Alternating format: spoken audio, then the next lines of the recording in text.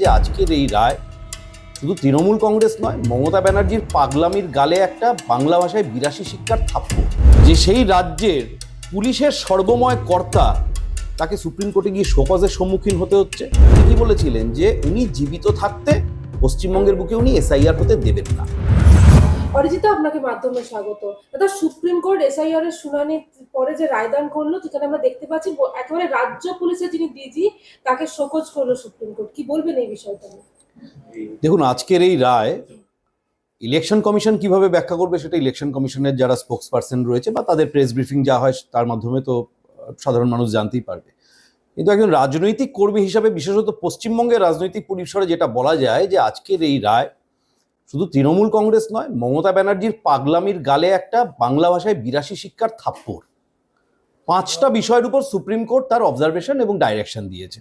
প্রথমত কি, মমতা ব্যানার্জি প্রথম দিন বলা শুরু করেছিল যে উনি জীবিত থাকতে এসআইআর হবে না, এটা ছিল ওনার প্রথম বক্তব্য। আজকে সুপ্রিম কোর্ট কি বলে দিল?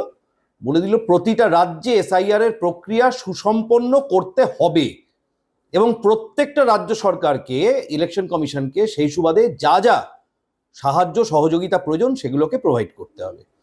সুতরাং মমতা ব্যানার্জির প্রথম যে দাবি, প্রথম যে পাগলাটে দাবি, সেটা উড়ে গেল আজকে।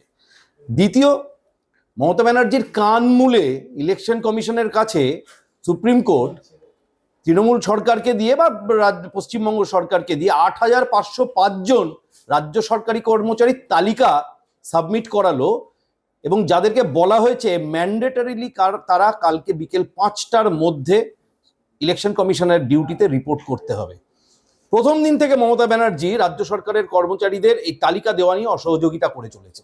আপনার মনে থাকবে যে এই ইলেকশন কমিশন যখন বিএলওদের যে প্রেশার, ওয়ার্ক প্রেশার, সেটাকে কিছুটা কমাবার জন্য সমস্ত অন্যান্য রাজ্যেও যেটা করেছে, এখানেও বলেছিল যে ডেটা এন্ট্রি অপারেটর প্রায় 18,000 ইলেকশন কমিশন রিক্রুট করতে চেয়েছিল। মমতা ব্যানার্জি করতে দেয়নি। কেন করতে দেয়নি? মমতা ব্যানার্জি কি দাবি ছিল? তার ভাইপো সিন্ডিকেটের যারা ওই বিএসকে গুলো চালায়, অর্থাৎ যারা তৃণমূলের ক্যাডার, তাদেরকেই নাকি ওই ডেটা অপারেটর বানাতে হবে, যাতে উনি রোহিঙ্গা, মুসলিম, বাংলাদেশি, অবৈধ বাংলাদেশি তাদের নামগুলোকে খুব সহজে ডেটাবেসে তুলে দিতে পারেন। কিন্তু ইলেকশন কমিশন সেটাকে অ্যালাউ করেনি। সেই ইগোতে মমতা ব্যানার্জি একটিও ডেটা এন্ট্রি অপারেটরকে পশ্চিমবঙ্গে রিক্রুট হতে দেয়নি। আজকে যদি বিএলওদের দুর্গতির কোনোভাবে সম্মুখীন হতে হয়, তার মূল কারণই হচ্ছে এটা। তৃতীয়, সুপ্রিম কোর্ট কি বলল? তৃতীয় বলল যে যিনি ডিরেক্টর জেনারেল অফ পুলিশ পশ্চিমবঙ্গের, পীযূষ পাণ্ডে, তাকে শোকজ করা হলো। আচ্ছা বলুন তো, একটা ফেডারেল স্ট্রাকচারের অংশ হিসাবে একটা রাজ্য, এর থেকে বড় আর অপমানকর কিছু হতে পারে? যে সেই রাজ্যের পুলিশের সর্বময় কর্তা, তাকে সুপ্রিম কোর্টে গিয়ে শোকজের সম্মুখীন হতে হচ্ছে। আর তার কিছু করার নেই। তার মাথায় যে বসে রয়েছে পুলিশ মন্ত্রী, অর্থাৎ মমতা ব্যানার্জি, তিনি তো সর্বক্ষেত্রে পুলিশকে পঙ্গু করে রেখে দিয়েছেন। সুপ্রিম কোর্টের বিগত 19শে জানুয়ারি পরিষ্কার নির্দেশ থাকা সত্ত্বেও, যে সুপ্রিম কোর্ট কি বলেছিল? বলেছিল রাজ্যকে, বিশেষত ডিজিপিকে ল অ্যান্ড অর্ডার মেনটেন করতে হবে যেখানে যেখানে হিয়ারিং প্রক্রিয়া চলবে।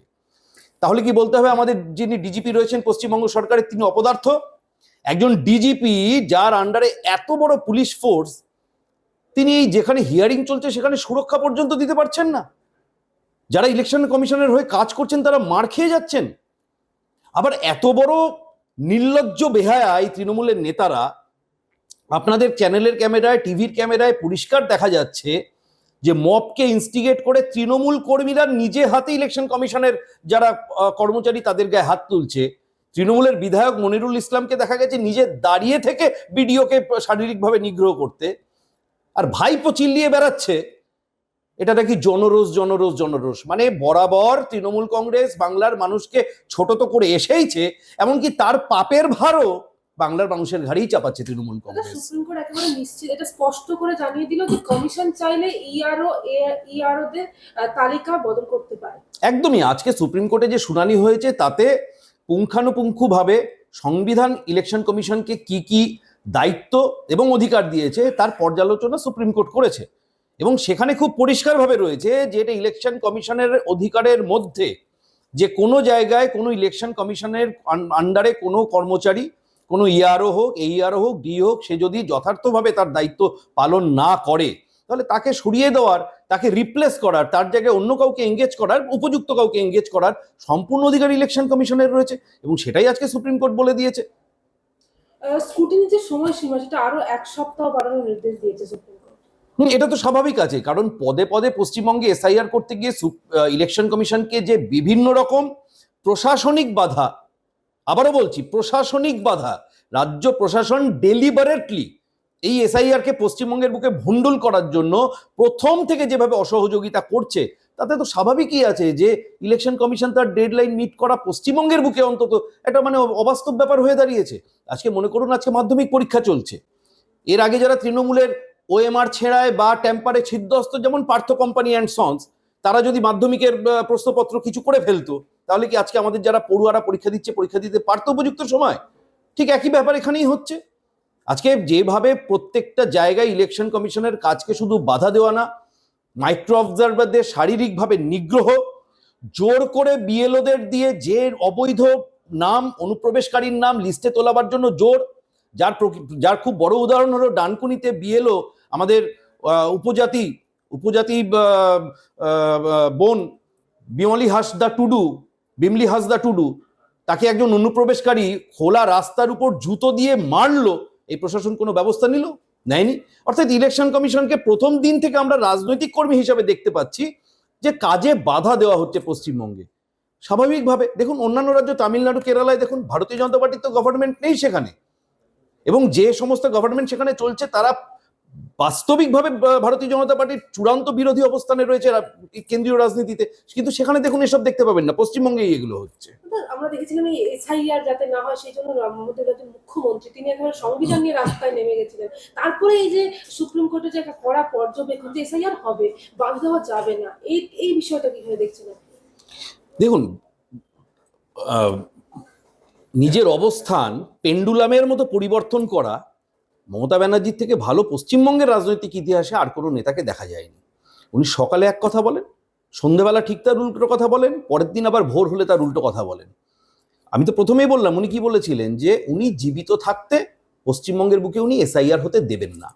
আচ্ছা, এখান থেকে তো শুরু নয়, আমরা যদি আরেকটু ওনার রাজনৈতিক জীবনের আরেকটু আগের অধ্যায় চলে যাই, 1996 লোকসভার বাইরে দাঁড়িয়ে গাড়ি থেকে নামার সময় তিনি যে এক বান্ডিল কাগজ নিজের হাতে গুটিয়ে নিয়ে সাংবাদিকদের ফলাও করে বলছিলেন যে এই দেখুন আমি 1.25 কোটি অনুপ্রবেশকারীর নাম নিয়ে এসেছি, যারা পশ্চিমবঙ্গের ইলেকটোরাল রোলে যাদের নাম ঢুকে রয়েছে। এটা কে বলেছিল? তো মমতা ব্যানার্জি বলেছিলেন।